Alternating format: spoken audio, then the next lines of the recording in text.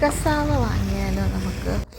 Cassava അഥവാ നാടൻ കപ്പ, പിന്നെ നമ്മുടെ നാടൻ നേന്ത്രക്കായ പ്ലാന്റെയിൻ, ഇത് രണ്ടും ആഫ്രിക്കൻസിൻ്റെ മെയിൻ ഫുഡാണ്.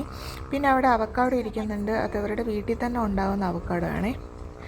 ഞങ്ങൾ ഒബേഴ്സിക്ക് പോകുന്ന സമയത്ത് ഇവിടെ കപ്പ ഇരിക്കുന്നത് നോക്കിയിട്ടാണ് പോയത്. തിരിച്ചു വരുമ്പോൾ വാങ്ങാമെന്ന് ഓർത്തിട്ട്. അപ്പോൾ തിരിച്ചു വരുമ്പോൾ വെല്ലുമിച്ചി അവിടെ തന്നെ ഉണ്ട്. ഞങ്ങൾ ഇവിടുന്ന് കപ്പ വാങ്ങി. ഇപ്പോൾ അവിടെ ഇരിക്കുന്ന വലിയ കൂട്ടത്തിന് 50 CD ഈ ചെറിയ കൂട്ടം, അതായത് 3 ഉണ്ടാവുകയുള്ളൂ അതിന് 20 CD ആണ്. 20 CD എന്ന് പറയുമ്പോൾ ഏകദേശം 150 റുപ്പീസ് വരും. അപ്പോൾ ഇത് രണ്ടുമാണ് ഞങ്ങൾ വാങ്ങിയത്. ഫ്രഷ് ആയിരിക്കും, ഇവരുടെ വീടുകളിൽ തന്നെ ഉണ്ടാവുന്നതാണ്. നമ്മൾ കപ്പയൊക്കെ വാങ്ങുന്നത് കൗതുകത്തോടെ നോക്കി നിൽക്കുകയാണേ. കണ്ട കുഞ്ഞു കണ്ണുകൊണ്ട് ഞങ്ങളിങ്ങനെ നോക്കിക്കൊണ്ട് നിൽക്കുക. നല്ല രസമുണ്ട്, നല്ല ക്യൂട്ടാണ് ഇവിടുത്തെ കുട്ടികളെ കാണാനേ.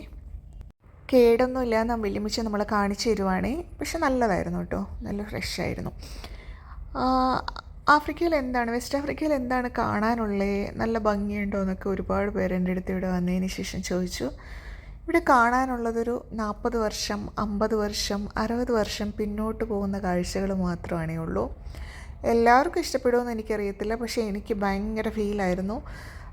ചിലപ്പോൾ നമ്മളിനി നമ്മുടെ കുട്ടിക്കാലത്തെ കാഴ്ചകളൊന്നും ഒരിക്കലും കാണില്ല എന്ന് ഓർത്തിരുന്നിട്ട് ഇവിടെ വന്ന് ഇതൊക്കെ കാണുമ്പോൾ എനിക്ക് ഭയങ്കര സന്തോഷമായിരുന്നു. 2 മാസം പോയതെങ്ങനെയാണെന്ന് പോലും എനിക്കറിയത്തില്ല. ഇവിടെ വന്നപ്പോഴാണ് എനിക്ക് തോന്നിയത്, നമ്മളൊക്കെ എത്ര നന്നായിട്ടാണ് ജീവിക്കുന്നതെന്ന്. ഇവിടെ ഉള്ള കുറച്ച് ആളുകളുടെ കയ്യിൽ കാശുണ്ട്, ഇല്ലാത്തവരുടെ കയ്യിൽ ഒന്നുമില്ല. ബേസിക് ആയിട്ടുള്ള കാര്യങ്ങൾ പോലും ഇല്ലാതെ അടച്ചുറപ്പുള്ള വീടില്ല, കറണ്ടില്ല, ഫുഡില്ല. ശരിക്കും പറഞ്ഞു കഴിഞ്ഞാൽ നമുക്ക് നമ്മളുടെ കുട്ടികളെയൊക്കെ കുറിച്ച് ഓർക്കുമ്പോൾ നമുക്ക് തോന്നും നമ്മുടെ കുട്ടികളൊക്കെ എത്ര ഭാഗ്യവാന്മാരാണ്.